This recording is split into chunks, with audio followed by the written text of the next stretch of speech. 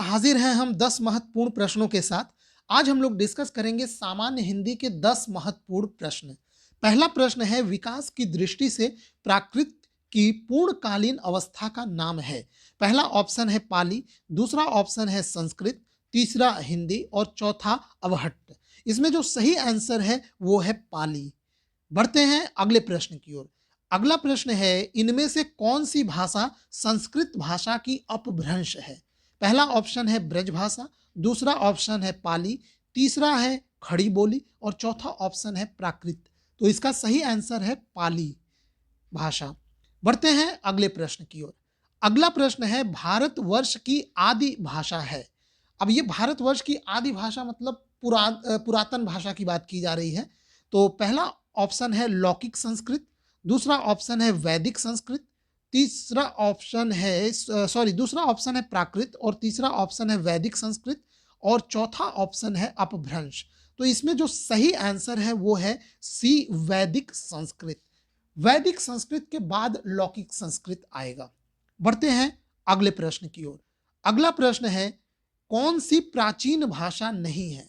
तो इसमें पहला ऑप्शन दिया गया है अपभ्रंश, दूसरा पंजाबी, तीसरा प्राकृत और चौथा है संस्कृत। तो इसमें जो पंजाबी भाषा है वो प्राचीन भाषा नहीं है।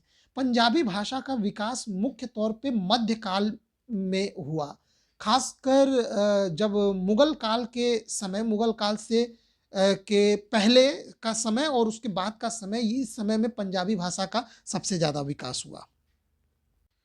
जबकि बाकी जो तीनों भाषाएं हैं अपभ्रंश, प्राकृत या संस्कृत, ये सभी प्राचीन भाषा हैं। बढ़ते हैं अगले प्रश्न की ओर। अगला प्रश्न है, निम्नलिखित में से प्राचीन भारतीय आर्य भाषा कौन सी है। अब यहाँ पे इस चीज को आप अंडरलाइन करेंगे, आर्य भाषा पूछी जा रही है, ठीक है, आर्य भाषा प्राचीन। तो यहाँ पे पहला ऑप्शन है प्राकृत, दूसरा ऑप्शन है पाली, तीसरा है अपभ्रंश और चौथा है वैदिक संस्कृत। तो यहाँ पे आर्य भाषा की बात की जा रही है। तो यहाँ पे जो आंसर है, सही आंसर है वो है डी पार्ट, वैदिक संस्कृत। बढ़ते हैं अगले प्रश्न की ओर। अगला प्रश्न है, निम्नलिखित भाषाओं को उनके विकास क्रम में व्यवस्थित कीजिए।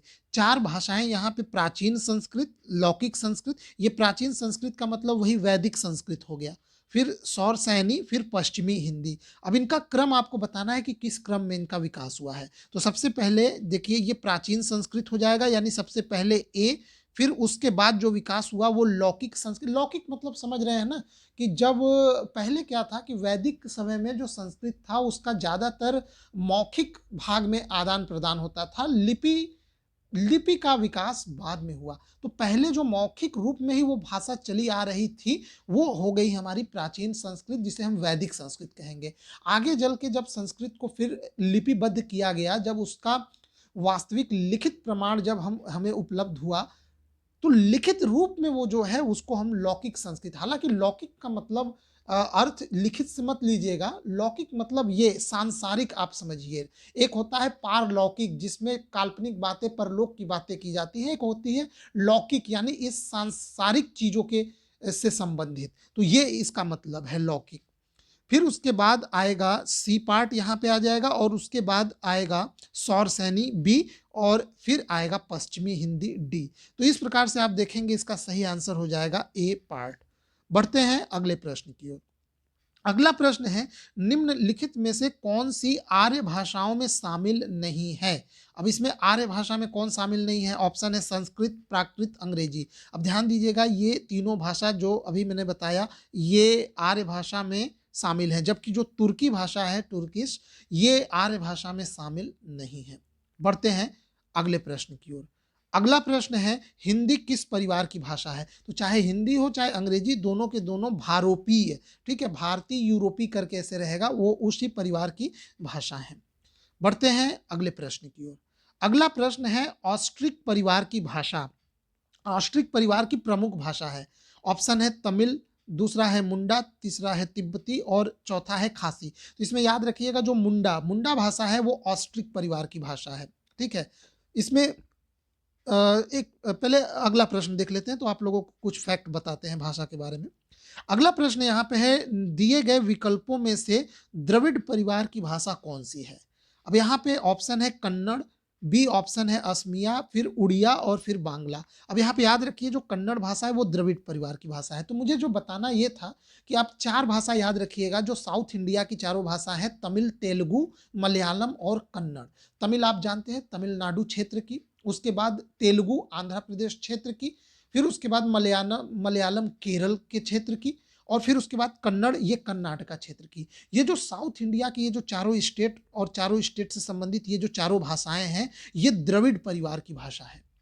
ठीक, इसके अलावा जब आप मिडिल इंडिया में आएंगे, खासकर जनजातीय क्षेत्रों के में जो इधर झारखंड और उड़ीसा और छत्तीसगढ़ का ये जो जहाँ पे ये मिलते हैं, तो उधर के एरिया में जो जनजातीय भाषा, खासकर मुंडा भाषा हो गया, ये जो भाषा ये एक ऑस्ट्रिक परिवार की भाषा है।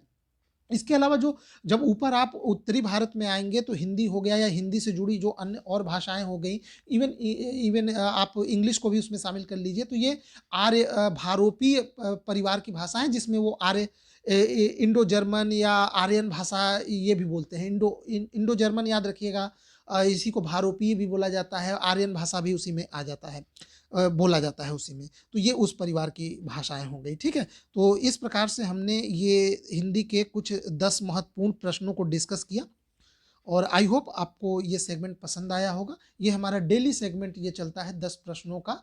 आप डेली इन 10 महत्वपूर्ण प्रश्नों को याद करिए, क्योंकि बूंद बूंद से ही घड़ा भरता है, और ये जितने भी प्रश्न हैं ये किसी किताब से नहीं लिए गए हैं और ना ही मेरे द्वारा बनाए गए हैं। ये सभी क्वेश्चंस जो वनडे एग्जाम, जो कॉम्पिटिटिव एग्जाम्स होते हैं, उनके जो प्रीवियस ईयर के जो क्वेश्चन पेपर हैं उनसे डायरेक्ट लिया गया है ये क्वेश्चंस। ठीक है, तो इस सेगमेंट में बस इतना ही। वीडियो देखने के लिए आपका बहुत बहुत धन्यवाद।